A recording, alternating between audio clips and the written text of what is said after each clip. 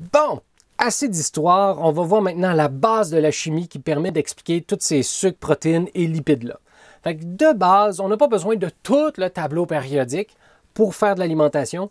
Remarquez, on a besoin d'à peu près tous les sels minéraux qu'il y a là-dedans, un peu comme des vitamines, mais en très petite quantité. L'essentiel de ce qu'on mange va être composé d'hydrogène, d'oxygène, de carbone et d'azote, avec HOCN. Fait que pas besoin de tout le tableau périodique pour comprendre la majorité des protéines, sucres et lipides. Juste HOCN, puis un petit peu de soufre, de S, puis c'est suffisant. Fait qu'à partir des atomes de H, O, C et N, puis un peu de S, on peut faire des molécules d'eau, des molécules de CO2, des molécules d'azote. On peut faire toutes les molécules à peu près nécessaires aux vivants, aux aliments. Fait que lorsqu'on jumelle des atomes ensemble, on appelle ça des molécules, d'habitude. Lorsqu'on va prendre des métaux avec des non-métaux, ça va former des sels, comme le sel de table qu'on va prendre. Mais autrement, si on prend juste des non-métaux ou d'une façon générale, quand on prend des atomes ensemble puis on les met ensemble, on appelle ça des molécules. Fait que atome plus atome, habituellement, c'est molécules. Des fois, c'est des sels, mais d'habitude, c'est des molécules. Puis ces atomes-là, ils vont rester ensemble. Ils vont se stabiliser. On dit qu'ils vont compléter leur octet, mais ça dépasse le cadre du cours. Pas besoin d'aller là-dedans. Mais sachez grosso modo qu'un H tout seul, ça réagit, c'est violent, c'est dangereux. Fait que quand il rencontre un oxygène, oh, ça se stabilise. Sauf que l'oxygène, lui, avait besoin d'un deuxième partner. Fait que ça va lui prendre un autre hydrogène, pouf, oh, là pour se stabiliser. Et là, vous avez une molécule d'eau beaucoup plus stable. Là, elle va pouvoir gambader dans l'océan ou dans les rivières sans faire trop de réactions chimiques trop dangereuses, trop violentes, contrairement à de l'hydrogène tout seul, par exemple.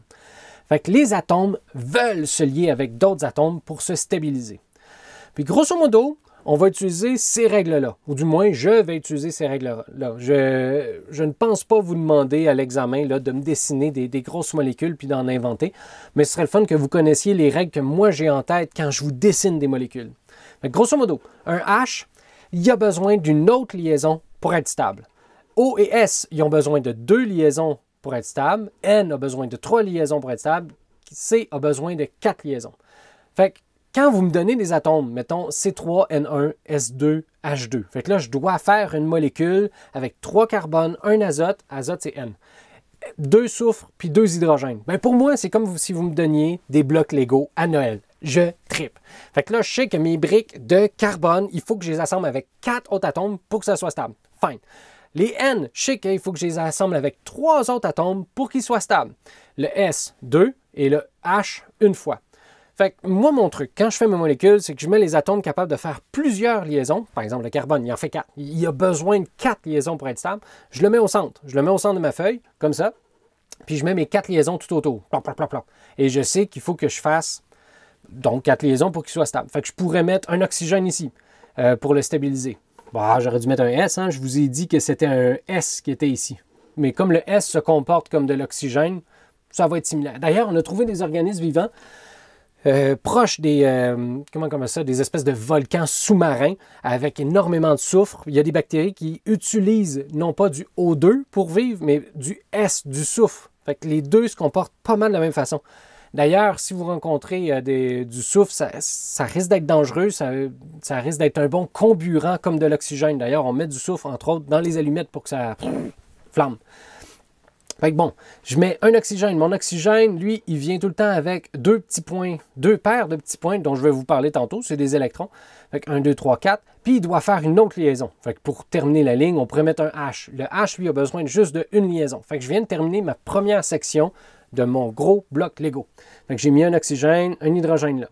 Ensuite, je pourrais me placer un autre carbone là, qui lui doit avoir 4 liaisons au total. Bon, là, je pourrais me tanner. Je pourrais mettre 3 liaisons. Tiens, juste 2 liaisons avec un soufre à côté, puis avec un H au-dessus. Comme ça, ce carbone-là, ici, il y a 1, 2, 3, 4 liaisons tout autour de lui. Il est stable, c'est fini, je ne peux plus continuer. Tu sais, quand vos blocs Lego, là, vous terminez avec un bloc Lego plus de protubérance à sa surface, bien, vous ne pouvez plus continuer votre bloc Lego de cette partie-là. C'est la même chose avec les atomes. S'il peut faire, mettons, 4 liaisons, comme le carbone qui est ici, souris. Donc, il y a 4 liaisons tout autour de lui. 1, 2, 3, 4. Ils sont déjà faites. On ne peut plus continuer le bloc Lego. Notre carbone qui est ici, il y a encore 2 autres liaisons à faire. Fait qu'on pourrait mettre un autre carbone. Lui, on pourrait mettre 3 liaisons vers un azote. Puis là, on termine notre notre section de molécules, l'azote, lui, avait besoin de 3 liaisons. Fait qu'au-dessus de notre carbone, il reste encore un lien. On pourrait mettre un soufre qui, lui, pourrait être relié à un hydrogène. Fait qu'on vient de faire une espèce de C3, N1, S2, H1, 2, 3. J'aurais dû mettre H3, puis avec un autre oxygène. Et voilà, on vient de pondre une molécule.